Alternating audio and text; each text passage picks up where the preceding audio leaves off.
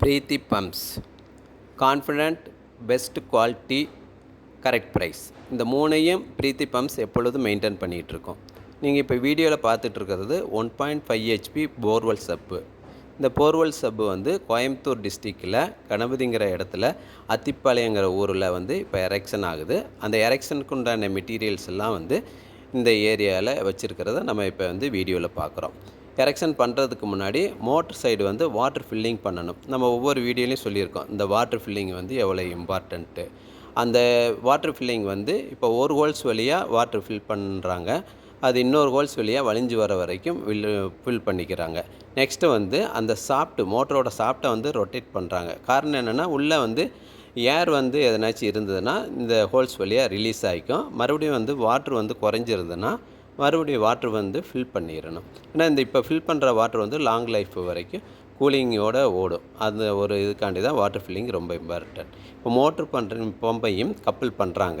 Couple பண்ணிவிட்டு அதோட bolt நட்டை வந்து எல்லா சைடும் வந்து நல்லா டைட் வச்சுக்கிறாங்க. நல்லா டைட் வச்சா தான் மோட்ரு பம்பை வந்து கரெக்டாக வந்து கப்ளிங் ஆகிருக்கும். கப்ளிங் ஆன பின்னாடி அது மோட்ரு பம்பையும் சுற்றி அதுக்குண்டான ஸ்டெய்னரை வந்து கப்பிள் பண்ணுறாங்க. இந்த ஸ்டெய்னர் வந்து சின்ன சின்ன கல் மண் வந்து பம்பு சைடு போகாமல் இருக்கிறதுக்கு நல்லா சேஃப்டி பண்ணி கொடுத்துரும். இப்போ மோட்ரு பம்பையும் வந்து கப்புள் பண்ணிட்டாங்க. அந்த கப்புள் பண்ண வீடியோவை தான் நம்ம இப்போ பார்த்துட்ருக்கோம். கப்புள் பண்ண பின்னாடி இந்த போரில் வந்து நம்ம எரெக்ஷன் பண்ண போகிறோம். இந்த எரெக்ஷன் பண்ணுறதுக்கு முன்னாடி பேனல் போர்டு கனெக்ஷன் கொடுக்கணும். அந்த பேனல் போர்டு வந்து போரில் இருந்து கிட்டத்தட்ட ஒரு 70 அடி தூரத்தில் இருக்குது. அதை தான் நம்ம வந்து வீடியோவில் பார்த்துட்ருக்கோம்.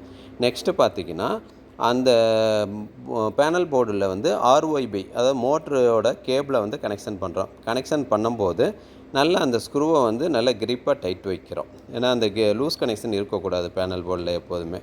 அந்தளவுக்கு வந்து கிரிப்பாக டைட் வச்சுட்டு இழுத்து பார்க்கணும். இழுத்தாலும் வெளியில் வராத அளவுக்கு இருக்கும்.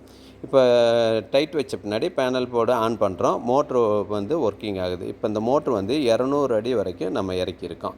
பிரீத்தி பம்ப்ஸ் வந்து 200 அடிக்கு எவ்வளோ வாட்ரு பர்ஃபார்ம் பண்ணுதுங்கிற வீடியோவில் பார்க்கலாம். கிட்டத்தட்ட 10 அடி தூரத்துக்கு 1 இன்ச்சு டெலிவரியில் விழுகிறதுங்க பார்த்துக்கலாம். நெக்ஸ்ட்டு வந்து மோட்ரு ஆன் பண்ணுறதுக்கு முன்னாடி இந்த இடத்துல வோல்டேஜ் வந்து எந்தளவுக்கு வருதுங்கிறத நம்ம இப்போ பார்க்குறோம். 230 வோல்டேஜ் வருது. நல்ல வோல்டேஜ் தான் இந்த ஏரியாவில் வந்துட்டுருக்கு. இப்போ மோட்டரை வந்து ஆன் பண்ணுறோம். மோட்ரு வந்து 8 ஆம்ப்ஸ் எடுக்குது. அப்போ இந்த மோட்ரு வந்து ஆன் பண்ண பின்னாடி எவ்வளோ வோல்டேஜ் வந்து ட்ராப் ஆகுதுன்னு பார்க்குறோம். ஃபஸ்ட்டு வந்து மோட்ரு ஆன் பண்ணுறதுக்கு முன்னாடி 230 இருந்தது. இப்போ மோட்ரு ஆன் பண்ண பின்னாடி 220 இருக்குது. 10 வோல்டேஜ் தான் ட்ராப் ஆகுது. ஆக இந்த இடத்துல வர வோல்டேஜ் வந்து நல்லா பர்ஃபார்மாக இருக்குது அப்படிங்கிறது இதில் தெரிஞ்சுக்கலாம். ஏன்னா வோல்டேஜ் ட்ராப் ஆனால் மோட்ரு நல்லா இருந்தாலும் அவுட்புட் வந்து ரொம்ப கம்மியாக இருக்குங்கிறத தெரிஞ்சுக்கலாம். இந்த மோட்டரில் இப்போ பேனல் போர்ட்லேருந்து இதோட டிஸ்டன்ஸை பார்த்தோம். இப்போ நெக்ஸ்ட்டு பார்த்திங்கன்னா அந்த போரில் இருந்து 30 மீட்ரு ஓஸ் வச்சு அவங்க வந்து வீட்டு பக்கத்தில் வந்து அந்த ஓஸை கொண்டு வந்துடுறாங்க. அந்த ஓஸ் வழியாக எவ்வளோ வாட்ரு வந்து ஃப்ளோ ஆகுதுங்கிறத நம்ம இப்போ வீடியோவிலே பார்த்துக்கலாம். என்றுமே உங்கள் நம்பிக்கைக்குரிய பிரீத்தி பம்ப்ஸ் பெஸ்ட்டு குவாலிட்டியை கொடுக்கும். தேங்க்யூ.